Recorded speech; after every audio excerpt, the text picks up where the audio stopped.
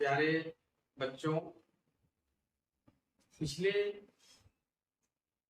Class में पिछले video में हम लोगों ने बहुत महत्वपूर्ण प्रश्नों का उत्तर प्रकाश का परावर्तन चैप्टर का सीखा। एक बात मैं आप लोगों से गुजारिश करना चाहूंगा कि आप लोग अगर बोर्ड परीक्षा का या भौतिकी का फंडामेंटल नॉलेज अगर लेना हो तो आप लोग हर एक वीडियो को बार बार देखें और अभी तक अगर इस चैनल को सब्सक्राइब नहीं किए हैं तो आप सबसे पहले चैनल को सब्सक्राइब करें ताकि प्रत्येक वीडियो आप तक पहुंच जाए। अब है कि आज का जो महत्वपूर्ण टॉपिक है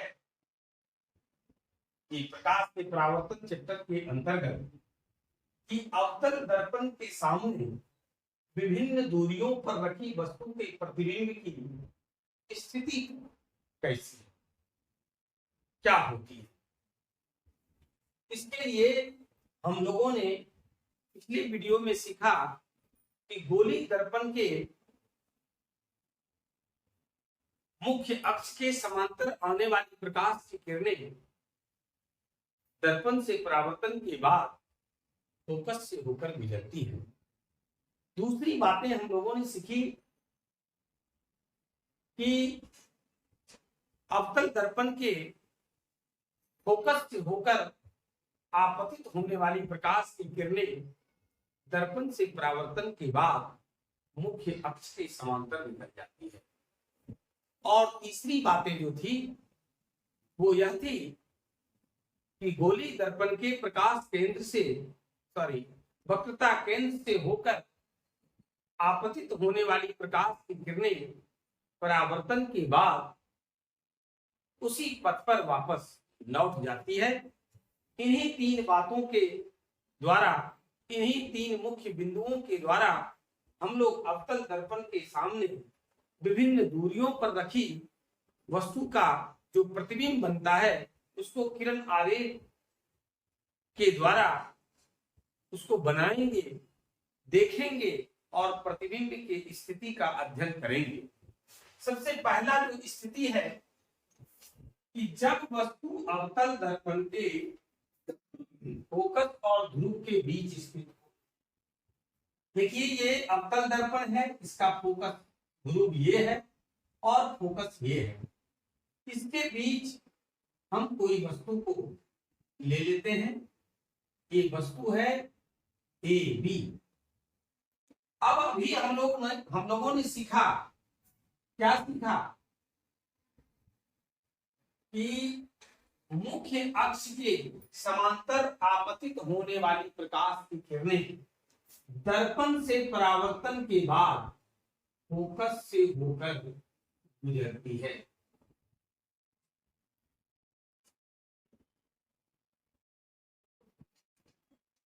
फोकस से होकर गुजरती है। और दूसरी जो प्रकाश की किरणें हैं वो आपका जो वक्रता केंद्र से होकर जाती है वो इसी दिशा में वापस टकरा करके लौट जाती है। अब है कि कोई किरण जो है आपस में मिलती नहीं है। अब हम लोगों ने क्या किया, इसको आगे बढ़ाया।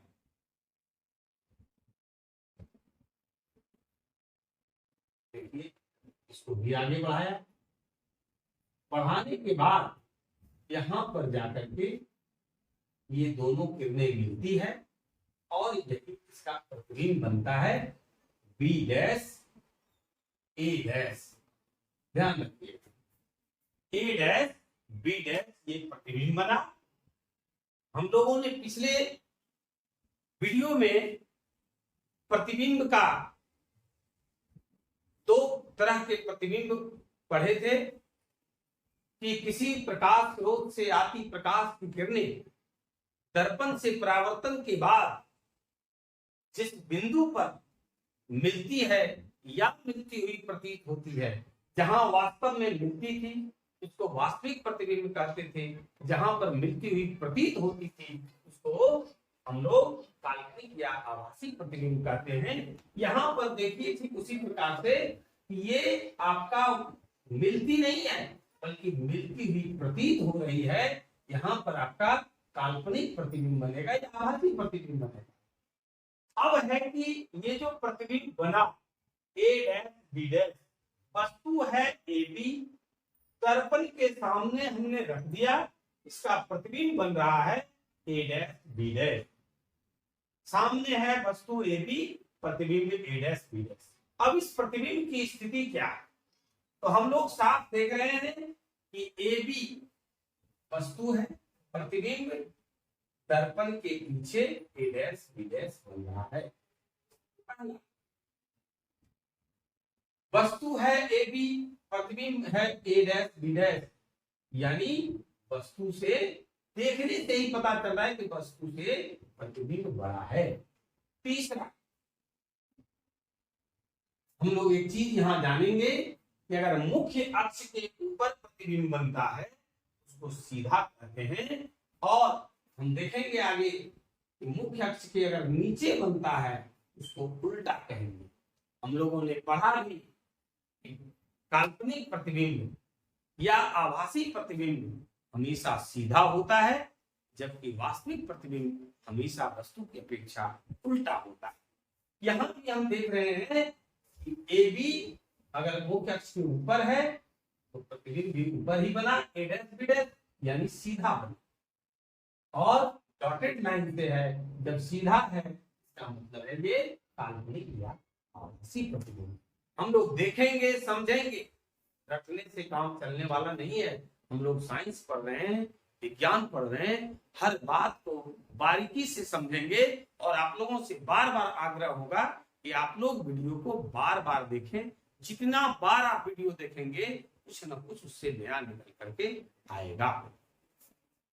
अब हम लोग दूसरी स्थिति को देखते हैं कि जब वस्तु अवतल दर्पण के फोकस पर स्थित हो, ये आपका अवतल दर्पण है, पी एफ ये फोकस दूरी है, ये फोकस है। हमेशा याद रखेंगे कि जितना दूरी पी एफ का होता है उतना ही सी एफ का होगा, क्योंकि पिछले वीडियो में हम लोगों ने सीखा कि एफ बराबर आर बाय 2। इसका ख्याल रखेंगे, पी एफ की जितनी लंबाई होगी सी एफ की भी लंबाई उतनी ही होगी। हमने क्या कहा, यहाँ पर वस्तु कहां पर रखी है, फोकस पर। नाम दीजिए इसका ए बी, वस्तु का। अब है मुख्य अक्ष के समांतर इस वस्तु से प्रकाश की किरणें आपतित हो रही है दर्पण पर, और दर्पण से परावर्तन के बाद मुख्य अक्ष के समांतर जो किरणें आपतित होती है वो फोकस से होकर गुजरती है। याद रखेंगे हमेशा, वही 3 बात पर आधारित आपका ये बनेगा किरण, बिल्कुल सीधा बनाइएगा स्केल रख कर। दूसरा जो है प्रकाश केंद्र से होकर, सॉरी वक्रता केंद्र से होकर जाती है, इसी पर ये वापस लौट आएगी, है ना। अब देखिए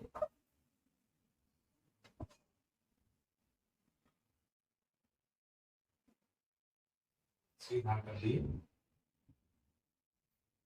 ये अब देख रहे हैं कि ये समांतर है और ये कहीं नहीं मिलेगा जिसका मतलब कोई अंत ना हो। आप समांतर रेखा को जितना दूर बढ़ाते जाइएगा वो कहीं नहीं मिलेगा, तो उसको हम लोग मान लेते हैं कि वो अनंत पर मिला है जिसका कोई अंत नहीं। इसलिए प्रतिबिंब भी जब बनेगा, इसमें जब बनता है वो अनंत पर बनता है।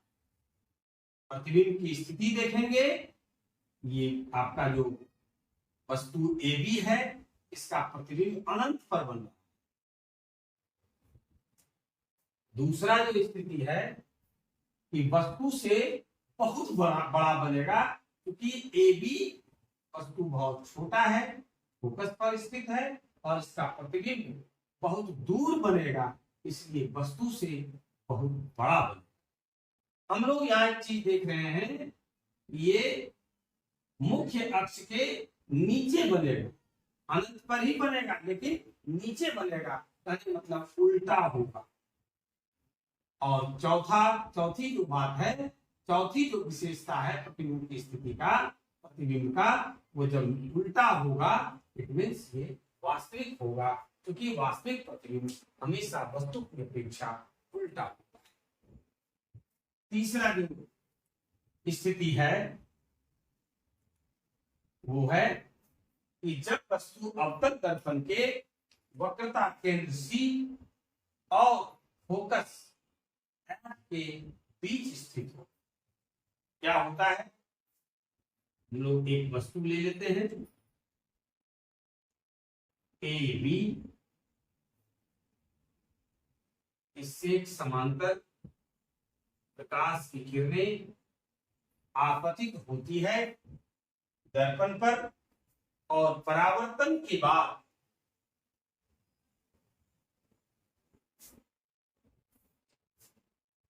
सीधा बनाएंगे, ये फोकस से होकर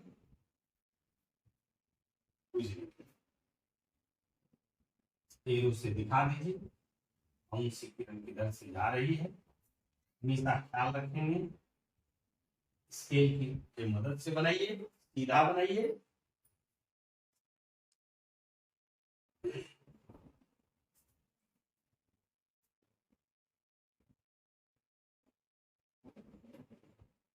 थोड़ा सा हम वस्तु को और छोटा लेते हैं,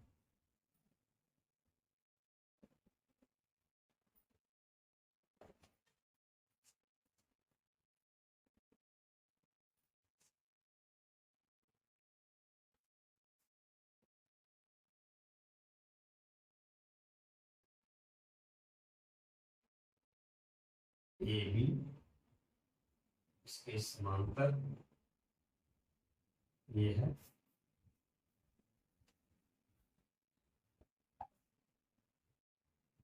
समांतर जो प्रकाश की किरणें आती है वो दर्पण से परावर्तन के बाद फोकस से होकर गुजरती है।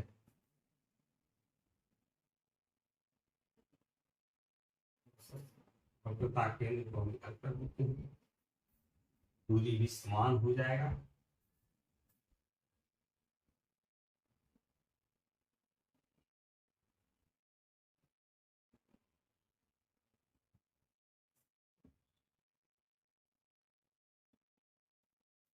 इस तरह से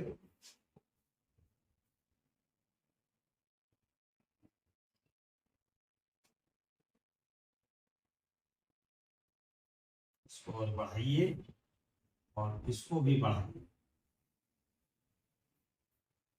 जहां पर ये मिलती है ये आपका यही प्रतिबिंब बनता है, बी डैश ए डैश। बस इसको सीधा कर देते हैं, सीधा हो गया। स्केल से रख के बनाइए।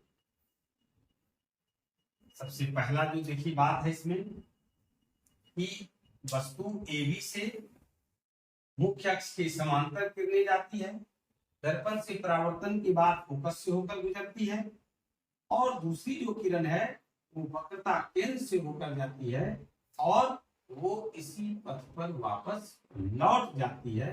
हम जब इसको आगे बढ़ाए तो आपका वक्रता केंद्र से पीछे बी डैश ए डैश प्रतिबिंब बनता है। अब देखिए कि इस प्रतिबिंब की स्थिति क्या है, क्या कहां बना वस्तु, प्रतिबिंब, वस्तु का प्रतिबिंब कहां बना, तो ये वक्रता केंद्र और इधर आप एक अनंत पोजीशन ले सकते हैं। तो वक्रता केंद्र अनंत और वक्रता केंद्र के बीच वस्तु प्रतिबिंब बनता है। दूसरा है कि वस्तु से देखिए जस्ट थोड़ा सा बड़ा बन रहा है। तीसरा है ये मुख्य अक्ष के नीचे है अर्थात उल्टा है, और जब उल्टा है यानी वो वास्तविक होगा, क्योंकि वास्तविक प्रतिबिंब हमेशा उल्टा वस्तु की इच्छा